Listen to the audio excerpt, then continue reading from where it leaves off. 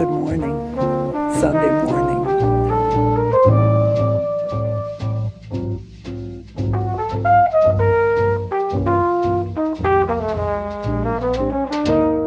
Hello, everyone. Welcome to another episode of Good Morning Sunday Morning. It's me, your host, Danny from Body Politic Media. Today is November 15th, 2020. Hopefully everybody's doing okay out there. I got a lot of things I want to get through in this episode, so let's get started. Yesterday was the big, quote-unquote, Million MAGA March on Washington. There definitely wasn't a million people that showed up, but it looked like an okay crowd. A bunch of Trump supporters descended on Washington. I saw a bunch of different videos of fights going on. Here's a picture I wanted to show you guys that I found right before I hit play today, where it says, we're coming for blacks and Indians first. So seems like a real nice bunch that showed up yesterday. So I woke up this morning and Trump retweeted a video, an edited video, of, I guess, a Trump supporter getting knocked out.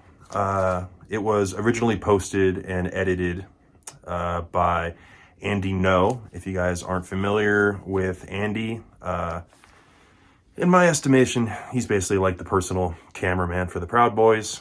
Real piece of garbage. So he posted the video, but he conveniently left out the first part of the video where the Trump supporter actually started the fight in the first place. So, you know, Trump retweeted that. I wish people wouldn't fight in the streets. This has been going on all over the country. You know, I don't think we need to be doing this, but that's what happens. Trump supporters started to fight, ended up getting knocked out. You know, that's what happens. So, as far as what Trump is up to in the last couple of weeks or so since the election, a lot of people have been getting nervous that he's going to attempt some sort of a coup d'etat or he's going to refuse to leave office. I think that's becoming less and less likely. I've been posting about it with guidance from my friends over at Choose Democracy as far as watching to see if a coup is going to happen or not. I don't think it's going to happen. From what we're hearing inside the White House, Trump is starting to move into the direction of eventually conceding in his way. We don't know how he's actually going to do it, but I don't think anything sketchy is going to happen come January. I think, you know, in my mind, I think that Trump right now is just protecting his brand and trying to set himself up for businesses post-presidency. You know, Trump has built his entire character that he's a winner. So him losing his reelection bid seriously tarnishes that reputation. So he's going to try to do whatever he can now to make as many people believe that he didn't actually lose the election, but he's got no choice, so he has to go. So post-presidency, people have been saying this, but I think you know there might be some truth to it that he's going to start some sort of cable news network to compete with Fox News. Maybe it's going to be like TNN, Trump News Network, or something like that. And then also you've noticed that Trump and his supporters have been attacking Fox News, especially post-election. So I think that he might be setting himself up to try to siphon off viewers from Fox News and start his own network. And then also, I think there's a good chance that Trump's going to try to run again in 2024. You know, he's only served one term, so there's nothing in the Constitution that says he can't do it.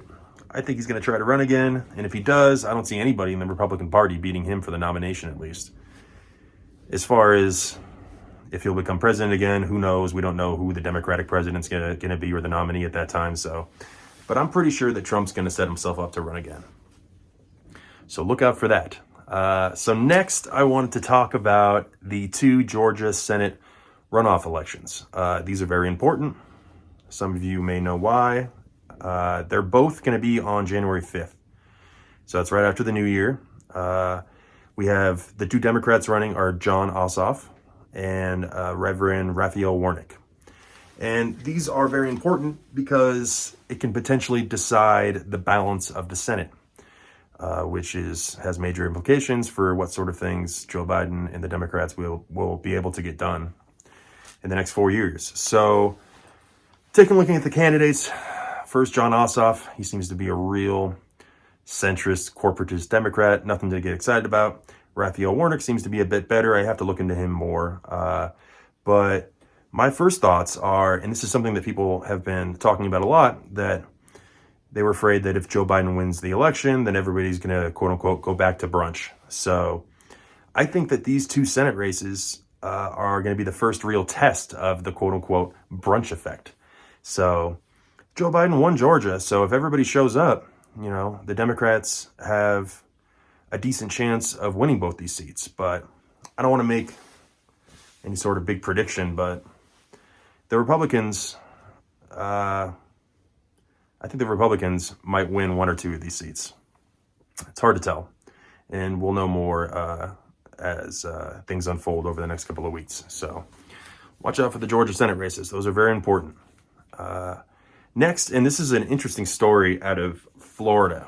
There was a local race down in Miami, and it was between the Republican Ileana Garcia running against the Democrat Jose Rodriguez. But the Republicans, or dark money groups, funded what they're calling like a shadow candidate. Another person, a random person that they couldn't even find a picture of, named Alex Rodriguez, who ran as an independent.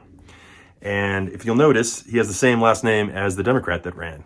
So the whole idea is, and this is an old campaign trick, which I'm going to get into a little bit later, but you find somebody with the same name and you confuse voters that want to vote for Rodriguez. So you have Jose Rodriguez and Alex Rodriguez.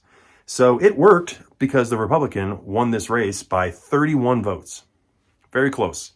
And the shadow candidate, Alex Rodriguez, ended up siphoning off 6,300 votes. So this trick worked. It confused enough people, and it split the Democratic vote, the Rodriguez vote.